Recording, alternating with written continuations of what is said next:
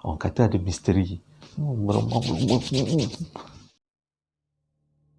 Assalamualaikum, selamat malam, selamat kembali ke channel Abang. Beberapa minggu yang lepas, Abang ada buat posting pasal misteri Gunung Ledang, iaitu sejajaran cerita Abang kumpulkan berkenaan dengan misteri-misteri yang terjadi berkaitan dengan Gunung Ledang. Dan antara misteri-misterinya ialah Puteri Gunung Ledang. Kalau kita bercakap tentang Puteri Gunung Ledang, semua orang tahu Puteri Gunung Ledang pernah muncul dalam mimpi Sultan Melaka, iaitu Sultan Mahmud Shah. Dalam mimpi itu, Puteri Gunung Ledang datang dalam bentuk yang sangat cantik rupawan, dan disebabkan itu, Sultan Mahmud Shah sangat terpikat dengan kecantikannya. Maka Sultan Mahmud Shah waktu itu mengumpulkan semua ahli-ahli nujum dan penilik mimpi. Dan semua ahli-ahli nujum dan penilik mimpi bersepakat mengatakan orang yang dijumpai oleh Sultan Mahmud Shah adalah Puteri Gunung Ledang, seorang puteri yang tinggal di puncak Gunung Ledang. Disebabkan terlalu terpikat jatuh hatinya dia dengan kecantikan puteri ini, Sultan Mahmud Shah bercadang untuk berkahwin dengan puteri ini. Maka dipanggillah semua pembesar-pembesar termasuk Hang Tuah dan Tun Mamat dihantar ke puncak Gunung Ledang untuk meminang Puteri Gunung Ledang. Sesampainya mereka di sana, mereka berjumpa dengan Nenek Kebayan yang katanya adalah jelmaan kepada Puteri Gunung Ledang. Ada juga yang mengatakan Nenek Kebayan tu adalah wakil kepada Puteri Gunung Ledang, di mana Nenek Kebayan tu adalah pengasuh Puteri Gunung Ledang. Hasil dari perbincangan rombongan peminangan dengan Nenek Kebayan, maka bersepakatlah mereka semua bahawa jika Sultan Mahmud ingin memperisterikan puteri, Sultan harus melunaskan 7 permintaan puteri, iaitu jambatan emas, jambatan perak, 7 dulang hati nama, 7 dulang hati nyamuk, 7 tempayan air mata anak dara, 7 tempayan air pinang muda dan juga semangkuk darah anaknya. Di sini ada 2 versi. Versi pertama mengatakan Sultan berjaya melunaskan semua permintaan puteri. Versi kedua, Sultan tidak melunaskan satu pun daripada permintaan puteri kerana beliau menganggap ini adalah satu penolakan yang sangat bertata tertib. Persoalan timbul, siapakah Puteri Gunung Ledang yang sebenar? Adakah manusia? Adakah jin? Terdapat 2 sumber yang boleh kita jadikan rujukan. Yang pertama adalah catatan kuno dan yang kedua adalah daripada pandangan petapa-petapa atau silat ataupun orang-orang spiritual yang pernah datang ke Gunung Ledang dan berinteraksi dengan Puteri Gunung Ledang. Mengikut catatan kuno, Puteri Gunung Ledang adalah puteri kepada Raja pertama Kerajaan Demak.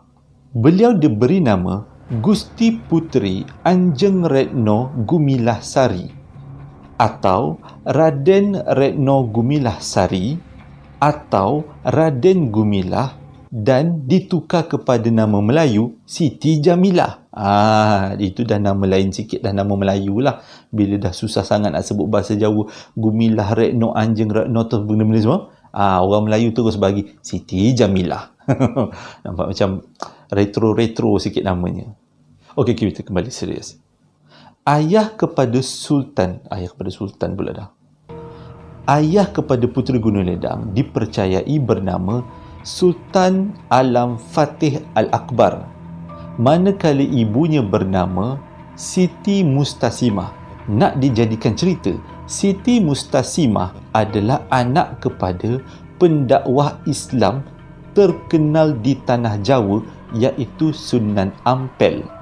Dengan kata lain, Puteri Gunung Ledang ataupun Raden Retno Gumilah Sari adalah cucu kepada Sunan Ampel. Ini bermaksud puteri ni orang alim-alim lah.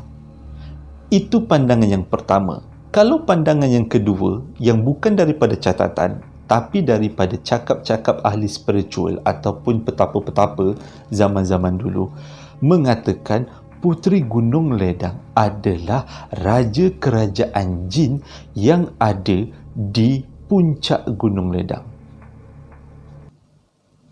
Goosebumps, meremang, seram.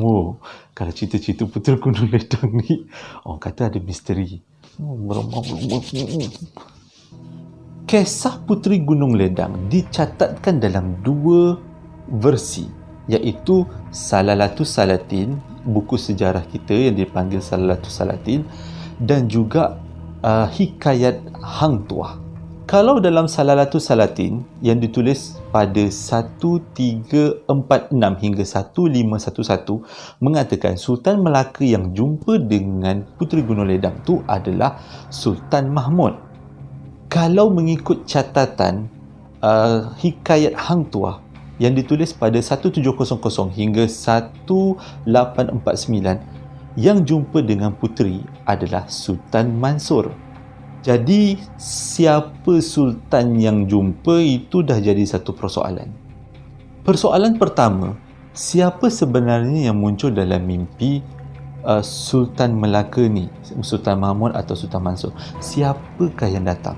Sama ada Retno Gumilasari ataupun Puteri Bunian yang dikatakan bernama Puteri Gunung Ledang. Itu persoalan pertama. Persoalan kedua, kenapa Retno Gumilasari yang digelar Puteri Gunung Ledang pergi ke Gunung Ledang? Kan dia anak raja. Dia buat apa lari susah-susah? Dan yang ketiga, tak ada siapa yang pernah nampak Puteri Gunung Ledang secara zahirnya kecuali Sultan Melaka ni. Sultan Melaka ni akan yang masih ingat tak, dia hantar Hang Tuah dan juga Tun Mamat pergi ke puncak untuk bertanyakan, untuk meminang, dan mereka ni pun tak jumpa puteri, mereka jumpa Nenek Kebayan. Jadi itu adalah beberapa rentetan cerita siapa Puteri Gunung Ledang yang sebenar, yang masih bagi abang misteri.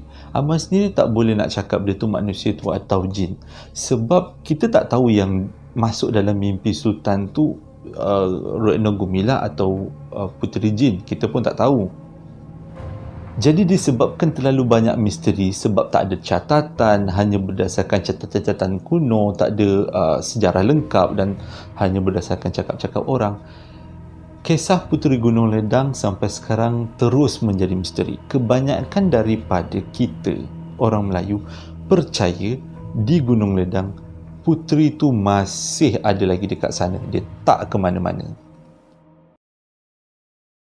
Terima kasih sebab dah menonton video abang. Jangan lupa subscribe dan tekan tombol notification, jadi abang lebih motivasi untuk mengupload dengan lebih banyak video-video terbaru. Assalamualaikum.